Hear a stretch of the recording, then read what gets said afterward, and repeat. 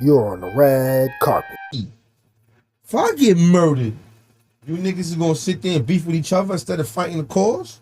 Everything is because. Not for the cause no more. Would you say you ended up in jail mostly because of being a gang member, or would you say it's something you did on your own? That's something I did on my own, even if I was a gang member. Yeah. You are in control of everything in your life.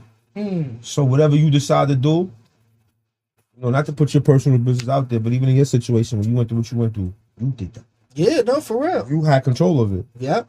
And you stated you wish you never did that. I swear, if I could go back, I wouldn't have did it. Yeah. But at the time, I needed to do that. So you a real nigga, though. Most niggas gonna say, I don't regret nothing. I'd have clapped him. I did it again. Fuck that. No. I was 21 years old when I committed my crime. Right. And on Rikers Island, I didn't know if he was going to live or what. So for me, on Rikers Island, I was literally facing life. And let me tell you one thing you did. You prayed for him to survive after you clapped. Please let him live. After you clapped. You know why? You know why, right? Here. Because if that man dies, you die with him. Yeah. This is what people don't understand. I needed him to say I didn't do it. That's what niggas don't understand. Your life is done after that. You're going to do 25 to life. Yeah. And you're going to pray to God that parole board lets you out. For real. You know what I'm saying?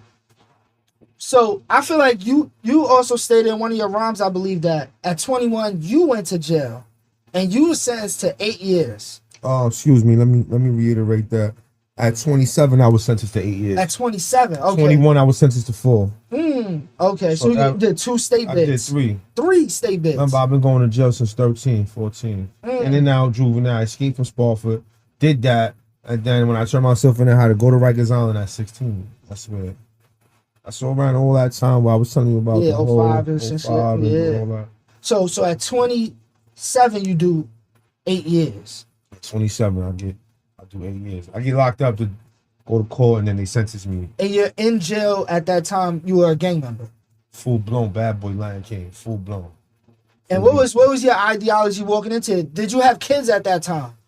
So my first time going to prison, see this time right here when I got sentenced to the 8 years, it was like, all right, let's get this shit over. It wasn't a fear. It wasn't a. I've been to a max already. Yeah, I already been. But if you want me to speak on my first time going to jail, I was scared, man. Yeah, I was a kid. I used to go to Spofford. I'm thinking I'm going back to Spofford because I escaped from a Spofford detention center. I'm thinking I'm going back. Yeah. Nah, they sent me to the Central Bookings in the Bronx. They took me to the Bronx where Spofford was at, but to the Bookings. You're an adult now. They sing happy birthday to me and everything. Happy birthday. That's how bad I was, bro.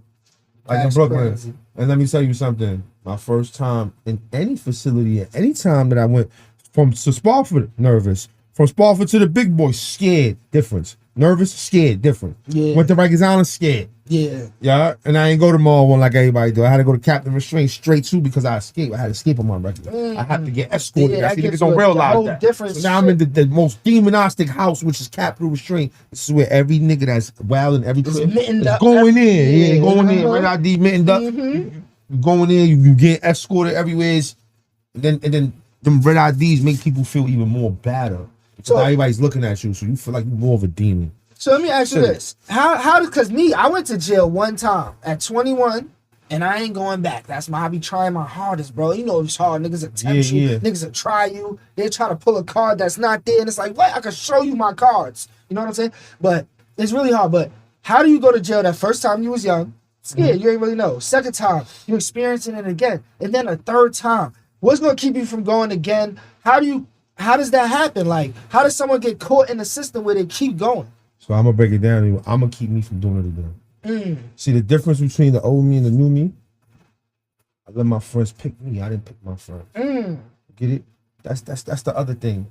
And then, I'm going to compare myself to you because we're speaking. Yeah, there's people like you that have been in a situation, you realize that ain't for you. For real. Fast. You didn't even need all that time to learn that. You'd have been good with a week. Had they showed you that. Yeah, for real. Right? Yeah. See a dude like me, when I went in, I didn't come out to as much support as most people come home to. Mind you, this 8 years, my kids was young. And now that I go in there and do time with children, that's what changed me. That's a whole different a whole different ball game. You know what I'm saying? Because now it's like you see how your choices really do affect others. And you can't be selfish no more and blaming everybody else. I could have blamed my mother my whole life. Chill now, in my 30s. So my mother, rest in peace of my mother. But I'm going to keep blaming everybody else for my problems. And like I said, the difference between me and you is you learned right there. Me, I'm gangbanging, involved still. Yeah. People expect a lot out of me, the big king. Mm-hmm. You know, I'm coming around here, I'm doing music, and the word pride stands for primary reason individuals die early. I'm still alive, and I thank God, but I had pride and shit. You do what you do. Drop your flag, yo, I'm jacking this shit anymore, y'all. And keep shining out me. Did do like me?